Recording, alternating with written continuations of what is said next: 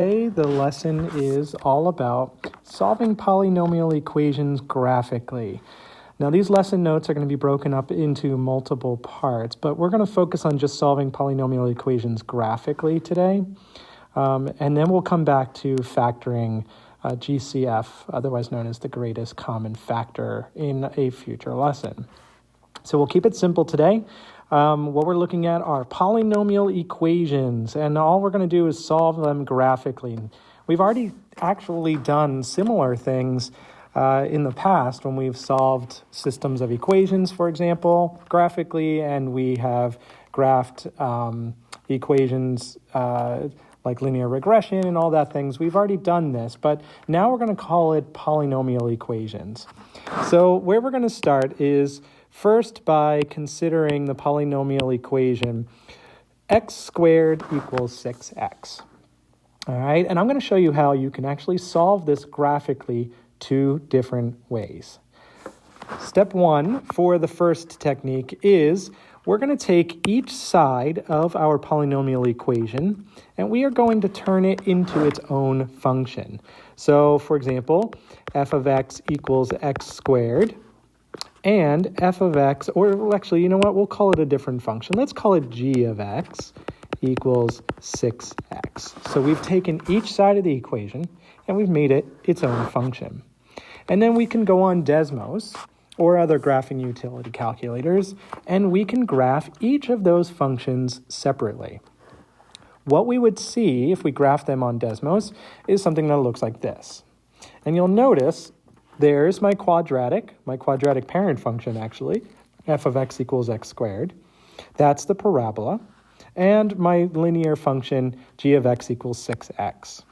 Those two functions intersect at two places. They intersect here and they intersect here. So here and here. And the values of x at those points of intersection are the solutions to the original polynomial equation. In this case, the solutions are x equals 6 and x equals 0. That's technique number one. Just set each side of the equation equal to its own function and then find the point or points of intersection. Use the x values of those point or points of intersection as the solution to the equation. Method number two has you take that same equation. Remember, it was x squared minus 6 equals 6x. Right? And what you're going to do is you are going to put all the terms on one side of the equation in order to make the equation equal to 0. So if I do that, I get f of x equals x squared minus 6x. And then I can hop on a graphing utility like Desmos, and I can graph f of x equals x squared minus 6x to get something that looks like this. Now, if you're using this second technique, then the solutions to this equation are going to be where this function is equal to 0. And on your graph, that would be otherwise known as the x-intercepts. Okay, the x-intercepts are known as the zeros of the function. And the zeros would be the solutions to the original polynomial equation. And you can see that matches exactly what we got up above in that first method. We got 0 and 6. All right, again, this is called finding the zeros of a function. If we were talking about it as in terms of an equation, we would call it the roots of an equation. So zeros, roots, x-intercepts, they all mean the exact same thing. It's the solutions to the equation or where the function crosses the x-axis. So what I'd like you to do now is I'd like you to pause this video, and I would like you to take the polynomial function f of x equals x cubed minus 3x squared minus 4x plus 12, and I would like you to go on to Desmos and graph that function and find the zeros of that function. I'll wait.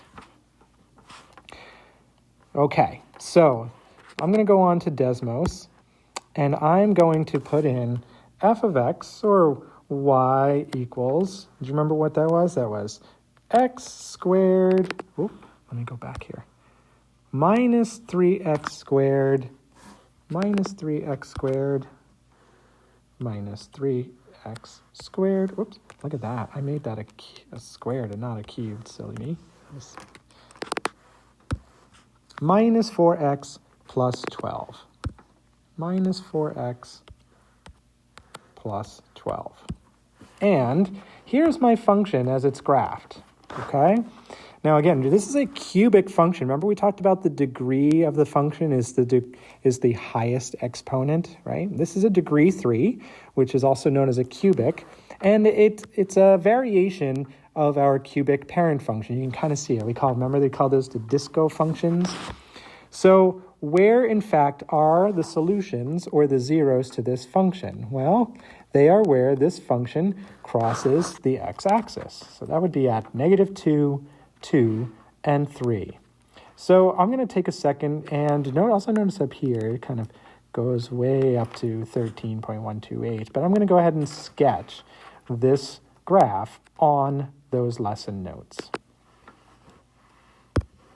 Okay, so go ahead and take a minute and do that right here. Okay, so once you've got this graph and you know how to graph a polynomial function using Desmos, again, you can use Desmos to do this for you. That's the whole point of Desmos. What I'd like you to do now is I would like you to take a look at these practice problems, okay? I want you to use Desmos, and I want you to pick 3 problems from the upper section and 3 problems from the bottom section. And I want you to practice using both of those techniques to finding the solutions to the polynomial equation. Remember, in the upper section, what you're going to do is you're going to set each side of the equation as its own function, and you're going to find the point of intersection. And for the second method, you're going to basically just type in the function into Desmos, and you're going to find what are called the zeros, or the x-intercepts of that function. This is really all I need you to do today. It's, like I said, we're going to take it slow, and we're just going to practice using Desmos and identifying the x-intercepts or the zeros, and using both of those techniques for finding solutions to polynomial equations. I'm going to have some more for you to do, so check back into the Schoology folder, and hopefully you'll see exactly what you need to do next. I'm just going to make sure you understand what was actually happening today with a little tiny 1-question quiz. Have a great day.